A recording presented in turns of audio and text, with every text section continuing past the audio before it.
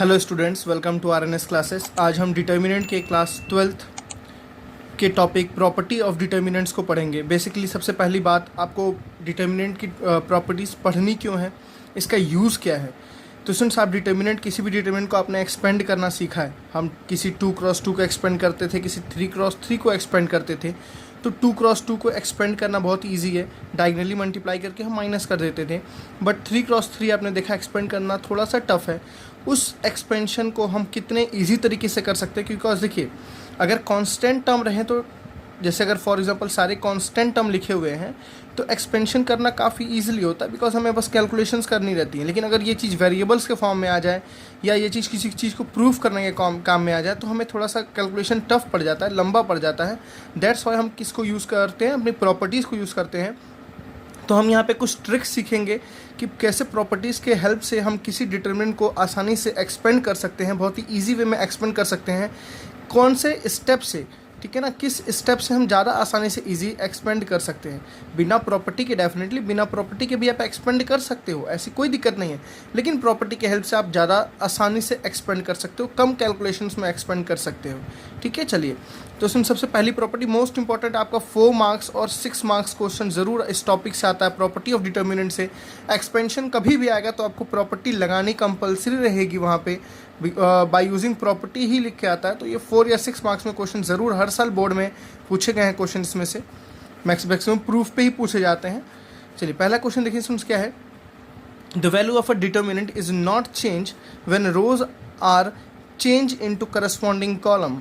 क्या कहने का सेंस है, फॉर एग्जांपल आपको एक डिटर्मिनेंट दिया हुआ है, दिस आपको एक डिटर्मिनेंट ये दिया हुआ है 1 2 8 9। ठीक है स्टूडेंट्स, अगर मैंने इसको रोज और कॉलम्स को चेंज कर दिया, मतलब इसके रोज को कॉलम में चेंज कर दिया, ठीक है ना।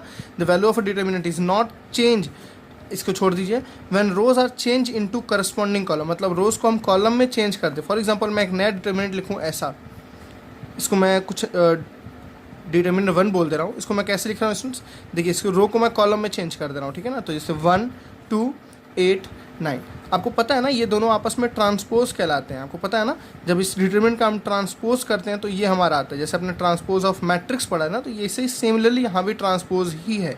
ठीक है, तो इन दोनों की स्टूडेंट्स वैल्यू क्या होगी, सेम होगी। मतलब अगर मैं शॉर्ट वे में लिखना चाहूँ तो डिटर्मिनेंट की वैल्यू, ठीक है, अगर इसकी वैल्यू फॉर एग्जांपल p आ रही थी तो इसकी वैल्यू भी कितनी आएगी, p आएगी। मेरी बात मैं दोबारा बोल रहा हूँ, अगर स्टूडेंट्स हम किसी रो को कॉलम में चेंज करते हैं, ठीक है ना, मतलब हम किसी डिटर्मिनेंट के ट्रांसपोज करते हैं तो डिटर्मिनेंट की वैल्यू कभी चेंज नहीं होती है। इसकी वैल्यू p थी, इसकी भी वैल्यू p थी, ठीक है। मतलब अगर इसका डिटर्मिनेंट ये, इसको मैंने डेल्टा से रिप्रेजेंट किया तो इसको मैं ट्रांसपोज को आपको पता है ऐसे रिप्रेजेंट करता हूँ, तो इन दोनों की वैल्यू हमेशा क्या होती है, सेम होती है। किसी डिटर्मिनेंट का ट्रांसपोज और वो डिटर्मिनेंट की वैल्यू हमेशा सेम होगी। ठीक है, बेसिकली इसको हम 3x3 के लिए ही ज़्यादातर यूज़ करते हैं। आप मैक्सिमम देखोगे 3x3 के लिए ज़्यादातर यूज़ होगा। चलिए मैं आपको इसकी वैल्यू कैलकुलेट करके दिखाता हूँ और इसकी वैल्यू कैलकुलेट करके दिखाता हूँ। दोनों की वैल्यू स्टूडेंट्स सेम ही आएगी। आप ध्यान से देखो, 9 देखो, 9 1 ज़ा 9, 8 2 ज़ा कितना हो गया 16। देखिए यहाँ भी कितना गया, 9 1 ज़ा 9 माइनस 8 2 ज़ा कितना हो गया 16। अब देखिए दोनों की वैल्यूज़ में कोई फ़र्क नहीं है, ठीक है ना। इसका भी आंसर स्टूडेंट्स देखिए कितना आ रहा है, इसकी भी वैल्यू 7 आ रही है और इसकी भी वैल्यू कितनी आ रही है, 7 आ रही है। दोनों डिटर्मिनेंट की वैल्यू 7 है। ये था, इसका ये ट्रांसपोज है, ठीक है ना। तो हमने देखा किसी डिटर्मिनेंट के रोज और कॉलम को चेंज करने पे उसकी वैल्यू चेंज नहीं होती है, ट्रांसपोज करने पे उसकी वैल्यू चेंज नहीं होती है। ओके स्टूडेंट्स, चलिए अपनी सेकंड प्रॉपर्टी पे आते हैं। बहुत इंपॉर्टेंट प्रॉपर्टी, इसको 3x3 के लिए भी यूज़ करते हैं और इसको 4x4 के लिए यूज़ कर 2x2 के लिए भी यूज़ करते हैं, 3x3। आपके कोर्स में अभी बस 3x3 तक ही है, ठीक है। चलिए सेकेंड प्रॉपर्टी क्या है स्टूडेंट्स, इफ़ अ रो और कॉलम हैज़ ऑल ज़ीरोज़, ठीक है ना। अब समझिए, किसी रोज़ और कॉलम में अगर सारे वैल्यू क्या आ जाए, ज़ीरो हो जाए, सारी वैल्यू इक्वल किसके हो जाए, ज़ीरो के, ठीक है, देन उसकी जो डिटर्मिनेंट वैल्यू होती है वो किसकी इक्वल हो जाती है, जीरो की इक्वल। फॉर एग्जांपल मैं 2x2 को एग्जांपल लेके समझा रहा हूँ, बिकॉज 3x3 को एक्सपेंड करना आप समझ रहे हो थोड़ा सा लंबा है अभी।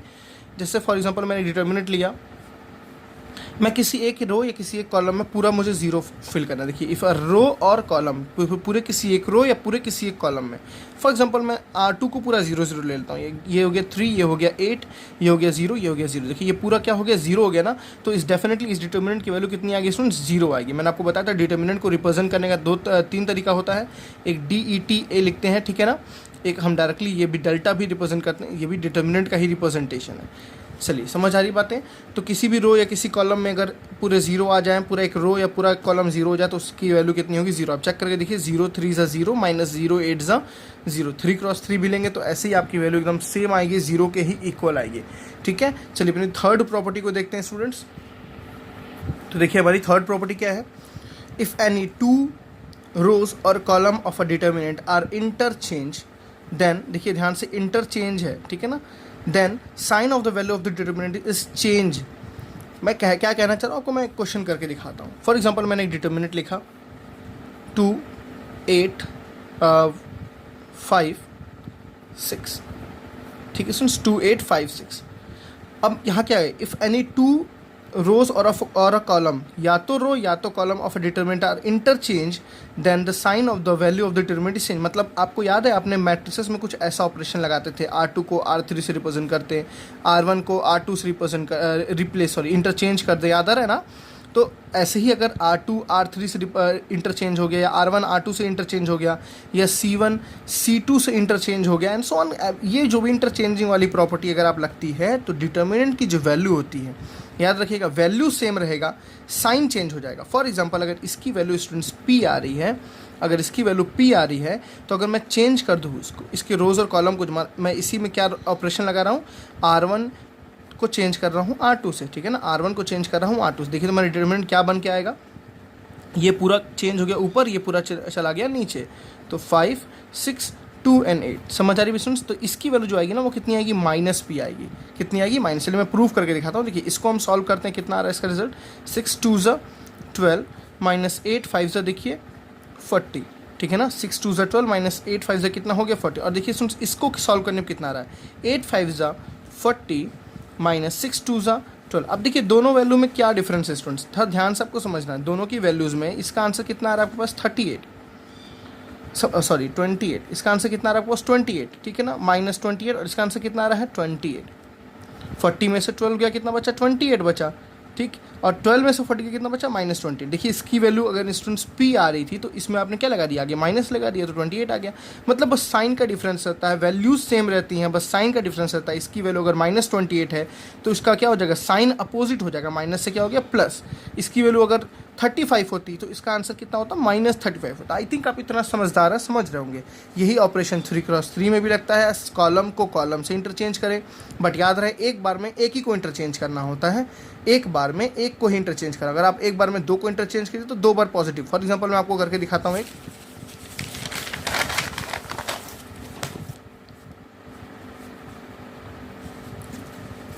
जैसे स्टूडेंट्स मान लिया आपके पास एक डिटर्मिनेंट है, मैं कुछ लिखता हूँ ABCEFGHIJ,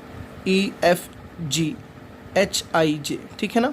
इसकी वैल्यू फॉर एग्जांपल P आ रही है, कितनी आ रही है, P आ रही है। और मैंने ऑपरेशन यहाँ क्या लगाया, R1 को R2 से इंटरचेंज कर दो, R1 को R2 से क्या कर दो, इंटरचेंज कर दो। फिर स्टूडेंट्स मैंने एक बार और ऑपरेशन लगाया, मैंने ये ऑपरेशन परफॉर्म किया, मैंने ये ऑपरेशन परफॉर्म किया। फिर मैंने एक और चेंज किया, क्या कि R2 को R3 से इंटरचेंज कर दो। तो स्टूडेंट्स देखिए इस बार करेंगे तो इसका रिजल्ट कितना आएगा, जैसे यहाँ पे हम जो रिजल्ट चेक करेंगे वो रिजल्ट कितना आएगा, -P। देखिए यहाँ इसकी वैल्यू P है, एक बार मैंने ऑपरेशन लगाया तो -P आया। फिर मैंने यहाँ दोबारा ऑपरेशन लगाया तो फिर -P का वैल्यू इंटरचेंज होगा, कितना आ जाएगा +P। मेरी बात समझ आ रही है ना। देखिए यहाँ पहले इस वाले डिटर्मिनेंट में मैंने ये ऑपरेशन लगाया तो एक बार साइन चेंज हुआ, साइन चेंज होने के बाद फिर मैंने ऑपरेशन लगाया तो एक बार और साइन चेंज हुआ तो कितना आ गया, प्लस आ गया। मेरी बात समझ आ गई ना। तो हम जितनी बार लगाएंगे उतनी बार साइन चेंज होगा, ऐसा नहीं कि एक बार लगा रहे हैं तो एक बार, 2 बार लगाएंगे तो 2 बार साइन, पहले प्लस से माइनस, फिर माइनस से क्या हो गया, प्लस हो गया, ठीक है। बहुत इंपॉर्टेंट प्रॉपर्टीज़ है स्टूडेंट्स, आपको प्रॉपर्टीज़ याद रखना, इसको अप्लाई कैसे करना है बहुत इंपॉर्टेंट है, क्योंकि आपको मैं बताऊंगा कैसे सॉल्व करने का बेस्ट वे है, वो इसी तरह सॉल्व करना आपको with the help of property.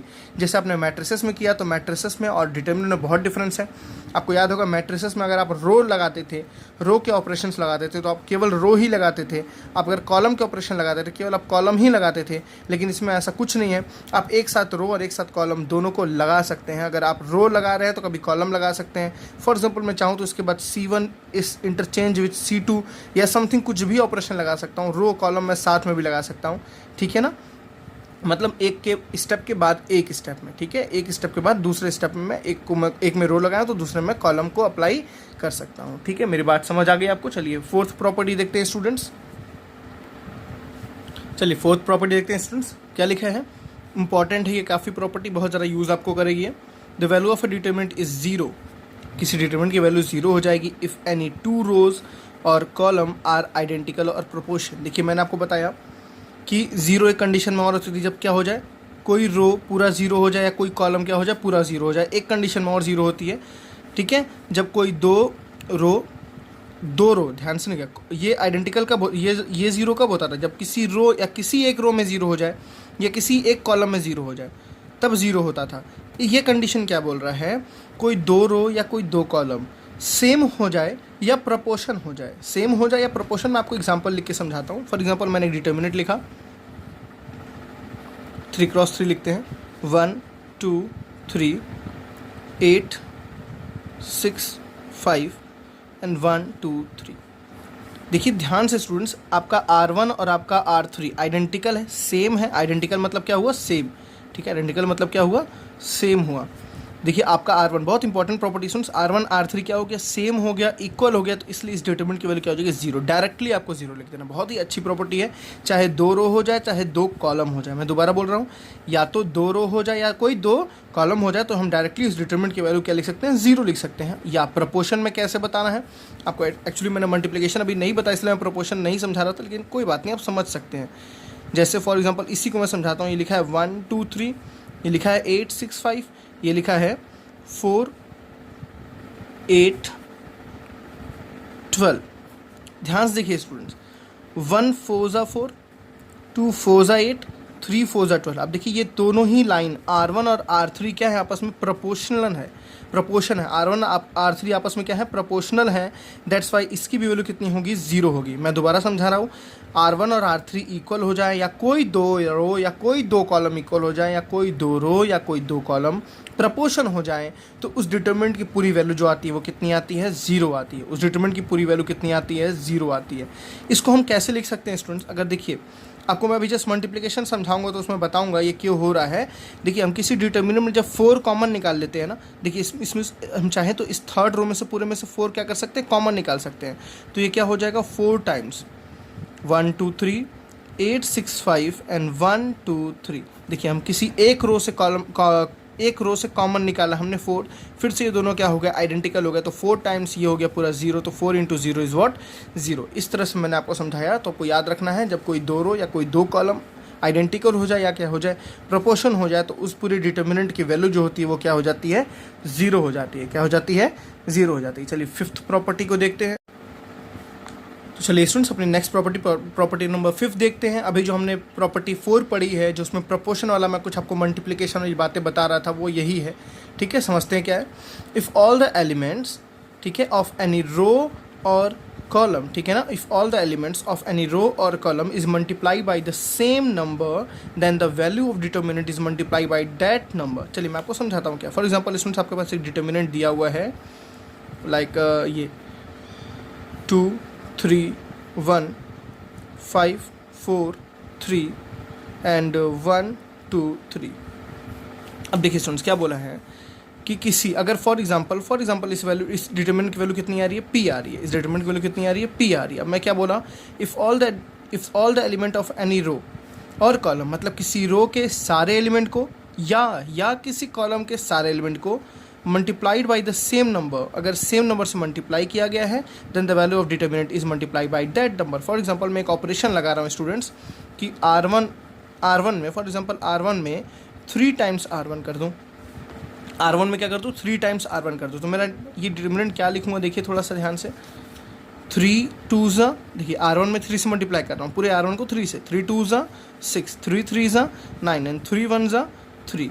ये एज इट इज़ रहेगा, 5 4 3 एज इट इज़ रहेगा, 1 2 3 एज इट इज़ रहेगा। तो बोला गया है जो इसका आंसर आएगा वो कितना आएगा, 3 टाइम्स p। देखिए मैंने क्या बोला, इस पूरे की रिजल्ट कितनी थी, p थी, है ना। इस पूरे की रिजल्ट कितनी थी, p थी। अब मैंने स्टूडेंट्स इस पूरे को किससे मल्टीप्लाई किया, देखिए इस पूरे को किससे मल्टीप्लाई किया, मैंने 3 से मल्टीप्लाई किया, तो जो डिटरमिनेंट है उसकी भी जो रिजल्ट है वो किससे मल्टीप्लाई हो जाएगी, 3 से मल्टीप्लाई हो जाएगी। मेरी बात समझ आ रही है कि नहीं आ रही है। आप इसको ऐसे समझिए, फॉर एग्जाम्पल अगर मैं इस डिटरमिनेंट को मुझे एक्सपेंड करना हो इसको, तो स्टूडेंट्स मैं इसको ऐसे लिख सकता हूँ क्या, देखिए ध्यान से, इन तीनों में से मैं अगर 3 कॉमन निकाल लूँ, देखिए ध्यान से, इन तीनों में से क्या निकालना हो, 3 कॉमन निकालना हो, तो ये कैसे लिखा रहेगा, 3 कॉमन निकाला तीनों में से, तो ये रहेगा 2, यहाँ रहेगा 3, यहाँ रहेगा 1, ये एज इट इज़ 5 4 3 रहेगा, ये एज इट इज़ 1 2 3 रहेगा। समझ आ रही बात है ना। अब देखिए इसकी तो वैल्यू आप जानते हो ना, इसकी वैल्यू देखिए कितनी है, p है। तो इसको हटा के मैं क्या रख सकता हूँ यहाँ पे, इस पूरे की वैल्यू क्या रख सकता हूँ, p। तो क्या आ गया 3 टाइम्स p। मेरी बात समझ आ रही है ना। तो हमने क्या बोला, किसी भी एक स्केलर, जिसको बोलते हैं scalar multiplication and determinant, matrices में डिटर्मिनेंट में यही डिफरेंस है। अब याद करो, मैट्रिसेस में किससे मल्टीप्लाई करते थे स्टूडेंट्स, सब सारे एलिमेंट से मल्टीप्लाई करते थे, ठीक है। बट डिटर्मिनेंट में आप किसी एक रो से ही करोगे या किसी एक कॉलम से ही मल्टीप्लाई करोगे, ठीक है। चलिए आपको एक 2x2 का मैं एग्जाम्पल करके दिखाता हूँ। फॉर एग्जाम्पल आपके पास एक डिटर्मिनेंट दिया हुआ 2x2 का, 2 3 एंड 1 4, ठीक है स्टूडेंट्स। चलिए इसकी वैल्यू कितनी आ रही है, देखिए 4 2 जा कितनी आ रही है 8 एंड 1 3 जा कितनी आ रही है 3, 4 2 जा 8 माइनस 3 कितना हुआ 5। तो अगर मैं बोल रहा हूँ, मैं R2 को R1 को मैं 3 से मल्टीप्लाई कर रहा हूँ, 3 टाइम्स R1 कर रहा हूँ, R1 इज 3 टाइम्स R1, ठीक है। तो देखिए क्या होगा, यहाँ पे डिटर्मिनेंट की जो वैल्यू नहीं आएगी वो कितनी आएगी, ध्यान से, यहाँ 3 सबको मल्टीप्लाई, 3 2 जा कितना हुआ 6, 3 3 जा कितना हुआ 9, ये एज इट इज़ 1 और 4 रहेगा। इसकी वैल्यू एक्सपेंड करते हैं स्टूडेंट्स, कितनी आ रही है, देखिए 6 4 जा 24, 9 1 जा माइनस 9, देखिए 6 4 जा कितना हो गया 24, माइनस 9 1 जा कितना हो गया 9। दोनों को अगर मैं माइनस करूँ यहाँ पे, तो अब देखिए इन दोनों का रिजल्ट माइनस करने पे स्टूडेंट्स कितना आ गया 15 आ गया। अब अगर 15 को मैं ऐसे क्या लिख सकता हूँ, देखिए ये चीज़ मैंने आपको समझाई ना, इसका रिजल्ट कितना था 5, इसका रिजल्ट कितना था 5। मैंने अगर इसमें से 5 कॉमन निकाल लिया, अगर इसमें से मैंने 3 कॉमन निकाल लिया, तो अंदर तो यही सेम मैट्रिक्स बचेगा ना। देखिए इस रिजल्ट में मैं 3 मल्टीप्लाई कर रहा हूँ स्टूडेंट्स, मैंने यहाँ पे भी 3 मल्टीप्लाई किया, इस रिजल्ट में 3 मल्टीप्लाई करने पे यही वैल्यू सेम आपके पास मिल रही है। मैं शॉर्ट में डिस्क्राइब करूँ इसको तो क्या है, किसी रो को अगर आप मल्टीप्लाई कर रहे हो 3 से, मेरी बात समझ, किसी रो को आप 3 से मल्टीप्लाई कर रहे हो तो वो केवल एक रो में मल्टीप्लाई होगा और वो वैल्यू पूरे डिटर्मिनेंट से भी क्या होगी, मल्टीप्लाई होगी, वो वैल्यू पूरे डिटर्मिनेंट से भी क्या होगी, मल्टीप्लाई होगी। आई थिंक आपको समझ आया। जैसे आप स्टूडेंट्स क्वेश्चंस करेंगे ना, आपको और परफेक्ट कॉन्सेप्ट आपका क्लियर होगा, अच्छी तरह आपके सारे कॉन्सेप्ट क्लियर होंगे। हाँ एक बात और, फॉर एग्जाम्पल आपके पास एक मैट्रिक्स लिखी हुई है 2 3 1 5 4 3 1 2 3, ठीक है स्टूडेंट्स, ये डिटर्मिनेंट लिखी हुई है। अगर मैं सबको k से मल्टीप्लाई कर रहा हूँ तो आपको पता है डायरेक्टली मल्टीप्लाई नहीं करेंगे, k से मल्टीप्लाई करेंगे तो हम k से क्या करेंगे, डिवाइड भी करेंगे। मेरी बात समझ आ रही है ना। अगर हम k से मल्टीप्लाई करेंगे तो k से क्या करेंगे, डिवाइड भी करेंगे, ठीक है। ये सारे आपको कॉन्सेप्ट अब क्वेश्चंस में कराऊंगा तो आपको उसमें समझाऊंगा। आपका मेन मतलब क्या था, मैट्रिसेस के मल्टीप्लिकेशन और डिटर्मिनेंट के मल्टीप्लिकेशन में डिफरेंस कैसे होता है। मैट्रिसेस में हम सारे एलिमेंट से मल्टीप्लाई करते हैं, इसमें हम सारे एलिमेंट से मल्टीप्लाई नहीं करते हैं, इसमें केवल एक एक एलिमेंट से मल्टीप्लाई करते हैं, वो वैल्यू मल्टीप्लाई होती है पूरे आपके रिजल्ट से, ठीक है ना। अगर मैंने R1 को 2 से मल्टीप्लाई किया तो पूरा रिजल्ट भी 2 से मल्टीप्लाई होगा, या R2 को 3 से मल्टीप्लाई किया तो पूरा रिजल्ट भी 3 से मल्टीप्लाई होगा। एक बार में एक ही ऑप्शन होना है, ठीक है ना। फॉर एग्जांपल मैंने अगर पहले बार में R1 को मल्टीप्लाई किया 2 से तो ये 2 से मल्टीप्लाई हो गया, दूसरे बार में मैंने C3 को मल्टीप्लाई किया 2 से तो फिर ये 2 से मल्टीप्लाई हुआ, तो मतलब 2 2 4 टाइम्स ये मल्टीप्लाई हो गया, ठीक है। चलिए क्वेश्चन प्रॉपर्टी नंबर 6 देखते हैं अपनी। चलिए स्टूडेंट्स प्रॉपर्टी नंबर 6 देखते हैं क्या लिखा हुआ है। If each element of any row और column can be expressed at the sum of 2 terms, ध्यान दीजिएगा, each element of any row, किसी एक रो के या किसी एक कॉलम के हर एक एलिमेंट 2 टर्म्स में लिखे हों, ठीक है, then the determinant can be expressed as a sum of the determinant. तो इसमें मैं आपको एक बात बताऊंगा, सारी प्रॉपर्टीज़ को आपकी कॉपी पे सेपरेटली लिखिए विथ एग्जांपल्स, अपने मन से आप एग्जांपल्स को लिखिए, या जो मैं एग्जांपल्स करा रहा आप उसको लिखिए, तो आपको ज़्यादा बेटर वे में, आप जैसे 5 से 6 क्वेश्चंस करेंगे आपको सारी प्रॉपर्टीज़ क्लियर हो जाएंगी सारी, बट एक नोट्स प्रिपेयर करना बहुत ज़रूरी। चलिए मैं इसको क्या समझा रहा हूँ सुन, देखिए फॉर एग्जाम्पल आपके पास एक डिटर्मिनेंट लिखा हुआ है ऐसे 1 + p 2 + q 3 + r, ठीक है, 5 9 7 8 4 3। देखिए सुन क्या है, दोबारा पढ़ते हैं। If each element of any row, किसी रो के या किसी कॉलम के हर एक एलिमेंट, देखिए किसी रो के, इस रो दिख रहा है ना, किसी रो या किसी कॉलम के हर एक element can be expressed as a sum of 2 terms. देखिए यहाँ पे सम ऑफ 2 टर्म्स है ना, देखिए this plus this, this plus this and this plus this, ठीक। Then the determinant can be expressed as the sum of the, मतलब हम इसको अब कैसे लिख सकते हैं स्टूडेंट्स, इसी डिटर्मिनेंट को हम लिख सकते हैं, ध्यान से समझिएगा प्लीज़, बहुत इंपॉर्टेंट है। 1 5 8 2 9 4 3 7 3, ठीक। दूसरा क्या होगा, P 5 8 Q 9 4 R 7 3। देखिए मैंने क्या बोला, एक टर्म के साथ इसको एक बार लिख लेना है, एक टर्म्स के साथ एक बार इसको सबको देखिए, सबको मैंने लिख लिया। फिर एक बार दूसरे टर्म्स के साथ सम करके लिख लेना। देखिए सम है तो सम एडिशन, देखिए एडिशन रहेगा या वो सब्ट्रैक्शन रहेगा। ऐसा नहीं है कि यहाँ एक बार एडिशन हो जाए एक बार सब्ट्रैक्शन हो जाए, मेरी बात समझिएगा। ऐसा नहीं है कि एक बार एडिशन हो जाए क्या हो जाए एक बार सब्ट्रैक्शन। अगर ऐसा कंडीशन होता तो आपको एडिशन वहाँ बनाना पड़ेगा। जैसे फॉर एग्जांपल यहाँ लिखा होता 2 माइनस क्यू, तो मैं इसको कैसे लिखता है students, 2 plus of minus Q. मेरी बात समझ रहे? तो यहाँ पे हम क्या लिखते हैं, माइनस क्यू लिखते हैं। अंदर क्या लिखते हैं, माइनस क्यू। यहाँ तो प्लस ही रहेगा, बिकॉज सारे एलिमेंट नहीं तो प्लस होने चाहिए, नहीं तो सारे एलिमेंट क्या होने चाहिए, माइनस होने चाहिए। या किसी रो में हो या किसी कॉलम में हो तो हम इसको दो डिटर्मिनेंट के फॉर्म में एक्सप्रेस कर सकते हैं। बहुत इंपॉर्टेंट रूल है, कुछ क्वेश्चंस पे ये बिना इसके काम नहीं चलने वाला है। आपको मैं बता दूं कुछ ऐसे क्वेश्चंस आएंगे, देखिए बहुत ही कम यूज़ होता है, बट यूज़ जहाँ होता है वहाँ पे इसी का राज चलता है, इसी की वजह से ही सॉल्व हो सकता है। ठीक है, चलिए मैं आपसे एक पूछूं तो इसको कैसे रिप्रेजेंट करेंगे। फॉर एग्जांपल मैं डिटरमिनेंट लिख रहा हूँ, देखिए ध्यान से, 1 plus p, 2 plus q, 3 plus r, ठीक है, 5 प्लस ए, 9 प्लस बी, 7 प्लस सी, 8 4 3। अब इसको कैसे स्टूडेंट्स एक्सपेंड करेंगे, मेरी बात समझिएगा, कैसे एक्सपेंड करेंगे मैं आपको बताता हूँ डायरेक्टली, टाइम बिना वेस्ट किए हुए। सबसे पहले इसको हम दो फॉर्म में एक्सप्रेस करेंगे, किसी R1 या किसी R2 को लेके। बिकॉज यहाँ पे R1 में भी दो टर्म्स में है, R2 में भी दो टर्म्स में, तो पहले आप किसी एक रो या एक रो को लेंगे। फॉर एग्जाम्पल मैं पहले R1 को लेता हूँ, तो R1 को जब लूँगा तो इसको मैं कैसे एक्सप्रेस कर सकता हूँ, देखिए अभी आपको मैंने जस्ट समझाया। R2 और R3 को एज इट इज़ लिख दीजिए, R2 R3 को as it is, 5 plus A, 9 plus B, 7 plus C as it is, 5 plus A, sorry 9 plus B, 7 plus C, यहाँ भी 8 4 3, यहाँ भी 8 4 3। देखिए R2 R3 में कोई चेंज नहीं होगा। R1 को मैं एक्सपेंड करूँगा कैसे, एक में 1 2, ठीक है ना, 3, इसमें क्या हो जाएगा P Q एंड R। इतनी बात समझ आई। अब देखिए इसको किसके लॉन्ग एक्सपेंड करेंगे सुन, देखिए ये R2 में दो टर्म्स हैं, तो फिर यहाँ पे आपके दो डिटर्मिनेंट बनेंगे। समझिए कितना लंबा काम होने वाला है आपके पास। ठीक है, देखिए इससे दो डिटर्मिनेंट कैसे बनेंगे, देखिए 1 2 3 ऐसे ही रहेगा, 8 4 3 ऐसे ही रहेगा, 1 2 3 ऐसे ही रहा, 8 4 3 ऐसे ही रहा, इसमें 1 2 3 ऐसे ही रहा, 8 4 3 ऐसे ही रहा। मैंने सारी प्रॉपर्टी डिस्कस की है, कोई प्रॉपर्टी नहीं छोड़ी, विद सारे डिस्कशंस। प्लीज़ वीडियो को पूरा देखिए और अच्छे से समझिए, नोट्स प्रिपेयर कीजिए स्टूडेंट्स। मेरे पूरे वीडियो सीरीज़ फॉर्म में देखिए, आपको ज़्यादा इफेक्टिव लगेगा, ज़्यादा समझ आएगा। अगर आप बीच से देखेंगे तो आपको कुछ कॉन्सेप्ट्स आएंगे, कुछ कॉन्सेप्ट्स नहीं आएंगे, बिकॉज मेरे वीडियो सारे रिलेटेड होते हैं एक दूसरे टॉपिक से। अब देखिए एक में आप 5 9 7 रख दीजिए, एक में A B C रख दीजिए, एक में 5 9 7 रख दीजिए, एक में A B एंड C रख दीजिए, है ना इजी। सिमिलरली इसको भी दो फॉर्म में हम एक्सपेंड करेंगे, देखिए this plus this, P Q R ऐसे ही रहेगा, P Q R ऐसे ही रहेगा, 8 4 3 ऐसे ही रहेगा, इसमें भी P Q R ऐसे ही रहेगा और 8 4 3 ऐसे ही रहेगा।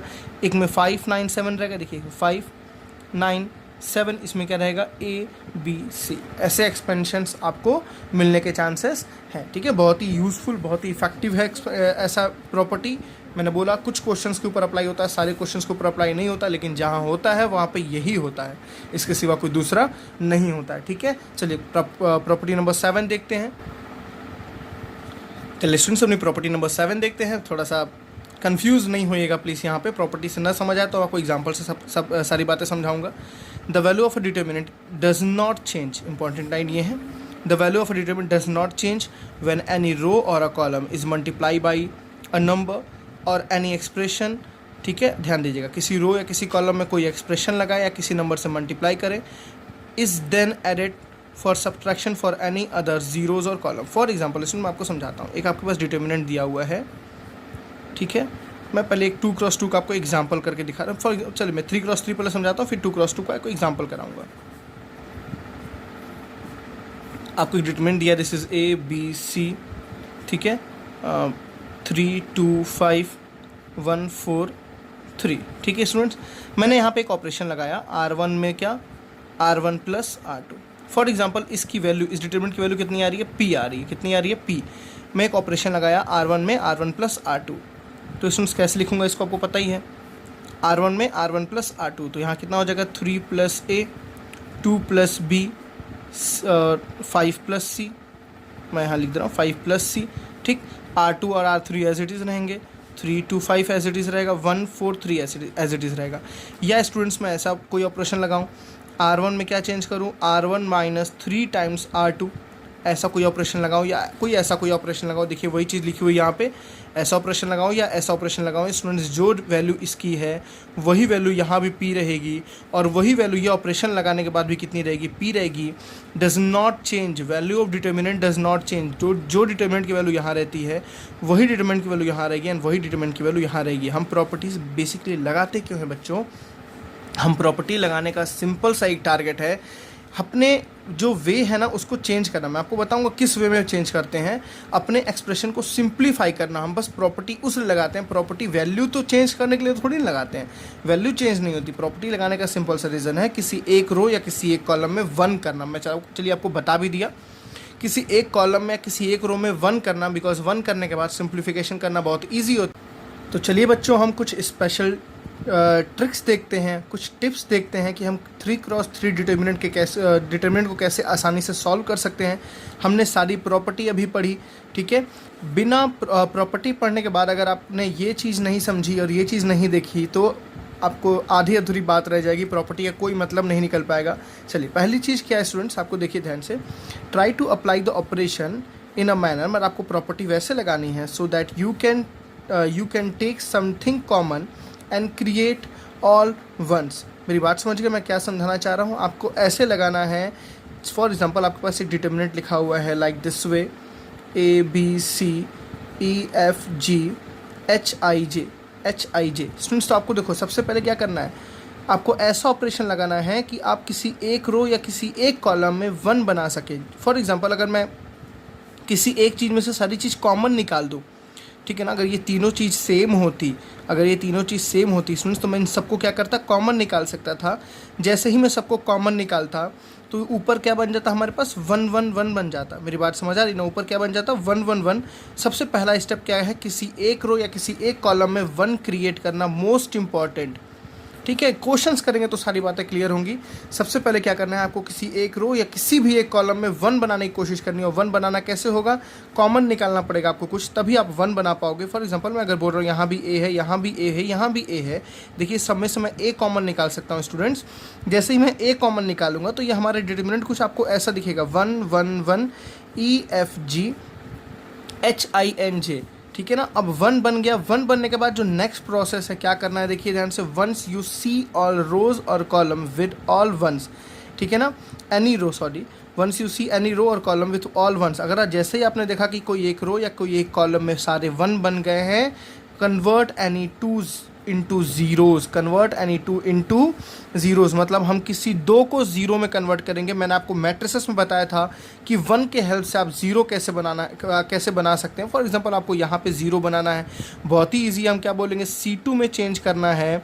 कैसे करेंगे स्टूडेंट्स, C2 माइनस C1, क्या करेंगे, C2 minus C1, this minus this, ठीक है ना, बहुत ही ईजी है, ये आपने पहले पढ़ा है, ठीक है। तो वन बनाना बहुत इजी है, वन बना के ज़ीरो बनाना भी बहुत इजी है। लास्ट क्या है, expand with respect to row on column containing maximum zeros. मैंने आपको ये चीज़ें डिटेल में बताई थी, जिस रो में या जिस कॉलम में जितने ज़्यादा नंबर ऑफ़ ज़ीरोज़ होते हैं, दोबारा बोल रहा हूँ, जिस रो में या जिस कॉलम में जितने ज़्यादा नंबर ऑफ़ ज़ीरोज़ होते हैं, उस रो को या उस कॉलम को एक्सपेंड करना ज़्यादा ही ईजी होता है। अगर आपने यहाँ 2 ज़ीरोज़ बना दिए स्टूडेंट्स, तो अगर आप इस रो के अलॉन्ग एक्सपेंड करेंगे तो आपको केवल इस वन को ही सॉल्व करना है, इन दोनों ज़ीरोज़ को लेकर सॉल्व करने की कोई ज़रूरत नहीं है। हम प्रॉपर्टी, आपको अब समझ आ गया हम प्रॉपर्टी लगाते क्यों हैं। प्रॉपर्टी लगाते हैं ऐसी कंडीशंस क्रिएट करने के लिए। प्रॉपर्टी लगाएंगे हम, सबसे पहले वन बनाएंगे, वन बनाने के बाद किसी को 2 ज़ीरो बनाएंगे। जैसे वन आ गया, आपने कम से कम 80% क्वेश्चन को सॉल्व कर लिया है। ज़ीरो बनाना है, ज़ीरो बनाने के बाद आपको किसी एक रो या किसी एक कॉलम जिसमें ज़्यादा ज़ीरोज़ है उसके अलॉन्ग क्या करना है, आपको एक्सपेंड कर देना है। मेरी बात समझ आ गई अच्छी तरह से। अब स्टूडेंट्स वैलिड ऑपरेशंस क्या होते हैं लगाने के, बहुत इंपॉर्टेंट बात क्या है वैलिड ऑपरेशंस। आप जब भी कोई ऑपरेशन लगाएंगे तो बच्चे गलतियां क्या करते हैं। फॉर एग्जांपल आपने लगाया R1 में, क्या चेंज किया आपने, R1 प्लस R2, या आप ऐसे भी कर सकते हो R1 में R1 माइनस R2, ठीक है, या प्लस R2 या माइनस R2, या C1 में क्या चेंज कर सकते हो, C1 प्लस C2, या C2 में क्या चेंज कर सकते हो, C2 प्लस C3। ऐसे ऑपरेशंस आप लगा सकते हो। ध्यान ये रहे स्टूडेंट्स, यहाँ पे R1 है तो यहाँ भी R1 ही होना चाहिए, यहाँ R1 है तो यहाँ भी R1 होना चाहिए, यहाँ C1 तो यहाँ भी C1, देखिए यहाँ C2 तो यहाँ भी C2, मतलब जो टर्म यहाँ रहेगा, जो रो के नंबर यहाँ रहेंगे वही रो यहाँ आपको लगाना है। ऐसा नहीं आप कभी भी आप ऐसे नहीं लिख सकते हैं C2 में चेंज किया हमने C3 माइनस C2, ये लगाना बिल्कुल भी गलत है। तो याद रहे आपको जिसमें आप चेंज कर रहे हो दिस, उसी से आपको किसी को प्लस करना है, उसी से आपको किसी को माइनस करना है। मैंने ये बातें पहले भी बता चुकी है। आप चाहो 3 का भी ऑपरेशन लगा सकते हो। फॉर एग्जांपल C1 में आपने चेंज किया C1 plus C2 plus C3। देखिए एक बात तो सेम है, प्लस में कोई दिक्कत नहीं होता है। प्लस में आप चाहे C2 plus C3 plus C1 लिखिए, चाहे C1 plus C2 plus C3 लिखिए, नो डाउट आंसर सेम आएगा। बट आपको एक कॉन्सेप्ट सीखना है, आप हमेशा याद रखो प्लस हो चाहे माइनस हो, हमेशा पहला वाला पहले रहेगा, आप कभी भूलोगे नहीं। मैंने बोला, दोबारा बोल रहा हूँ, रटा नहीं रहा हूँ आपको। प्लस में आप लिख सकते हो, फॉर एग्जांपल आप इसको आप ऐसे लिख सकते हो C2 plus C1 plus C3, आप ऐसे लिख सकते हो। बट जैसे आपने माइनस लिख दिया, तो आप याद रहेगा, अगर आपने पहला C1 लिखा है स्टूडेंट्स तो पहला ही यहाँ पे क्या होना चाहिए, C1 होना चाहिए। मेरी बात समझ आ गई? चलिए नेक्स्ट ऑपरेशंस को हम देखते हैं अपने।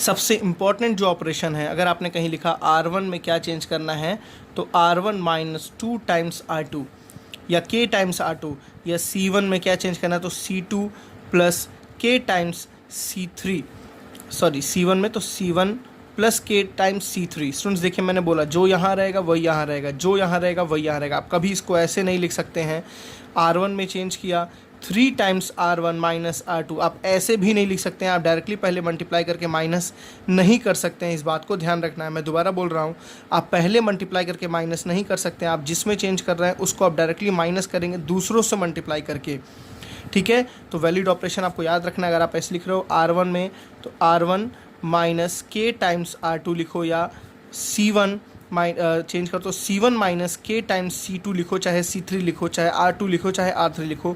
बट ध्यान के रखना स्टूडेंट्स, यहाँ R1 तो यहाँ भी R1, यहाँ C1 तो यहाँ भी C1। मल्टीप्लिकेशन कभी इसमें नहीं होगा, पहले वाले जिसमें आप चेंजेस कर रहे हैं उसमें आप मल्टीप्लाई करके माइनस नहीं करेंगे। आपको याद रखना है इस चीज़ को। लास्ट देखते हैं अपना, जब इंटरचेंज करते हैं तो आपको बहुत अच्छी तरह पता है R1 को इंटरचेंज करना है R2 से, C1 को इंटरचेंज करना है C2 से, ये आप पहले से जानते हो ये चीज़ें। अब स्टूडेंट्स क्या बच्चे गलतियां करते हैं वो आपको क्या नहीं करना है कभी भी आपको। अब यहाँ पे आपको पता है मैट्रिसेस में अगर हम रो यूज़ करते थे, रो फार्मूला, तो हम केवल रो यूज़ करते थे। बट डिटर्मिनेंट में ऐसा नहीं है। डिटर्मिनेंट में अगर आप रो ट्रांसफॉर्मेशन यूज़ कर रहे हैं, रो को लेके ये फार्मूला लगा रहे हैं, तो आप रो को लगा सकते हैं, नेक्स्ट स्टेप में आप कॉलम को लगा सकते हैं। कभी भी ऐसा नहीं करेंगे कि एक ही लाइन में फॉर एग्जांपल मैंने एक डिटर्मिनेंट को सॉल्व करने के लिए मैंने लगाया R1 में R1 प्लस R2, और मैंने उसी में लगा दिया C1 में C1 प्लस C3। अगर ऐसे आप एक साथ R1 R2 रो को और कॉलम को एक साथ अप्लाई नहीं कर सकते हैं, एक स्टेप में अप्लाई नहीं कर सकते हैं। मेरी बात समझिएगा मैं क्या समझाना चाह रहा हूँ स्टूडेंट्स। आप किसी भी ऑपरेशन को एक स्टेप में ही रो और कॉलम को अप्लाई नहीं कर सकते हैं। आप ये करेंगे, पहले आप रो को अप्लाई करेंगे, फिर उसके बाद आप कॉलम को अप्लाई करेंगे, या पहले आप कॉलम को करेंगे उसके बाद आप रो को अप्लाई करेंगे। डिटर्मिनेंट में एक चीज़ है कि आप रो कॉलम दोनों को अप्लाई कर सकते हैं, बट एक साथ दोनों को अप्लाई नहीं कर सकते हैं। अगर आप रो को अप्लाई कर रहे हैं तो उसके नेक्स्ट स्टेप में कॉलम को करेंगे, या आप कॉलम को किए हैं तो उसके नेक्स्ट स्टेप में रो को करेंगे। इस बात का आपको ध्यान रखना है, ठीक है। आई थिंक आपको यहाँ सारी बातें समझ आई। मिलते हैं नेक्स्ट लेक्चर में स्टूडेंट्स, जहाँ पे हम न्यूमेरिकल्स देखेंगे, इसके क्वेश्चंस देखेंगे, कुछ प्रूफ्स देखेंगे। प्लीज़ उसको मिस नहीं करना है। सबसे इम्पॉर्टेंट टॉपिक वो है आपका प्रॉपर्टीज़। देखिए, इसके बेसिस पे क्वेश्चन नहीं देखेंगे तो आपके कॉन्सेप्ट्स क्लियर नहीं होंगे, ठीक है। थैंक यू, मिलते हैं नेक्स्ट लेक्चर में। Bye bye.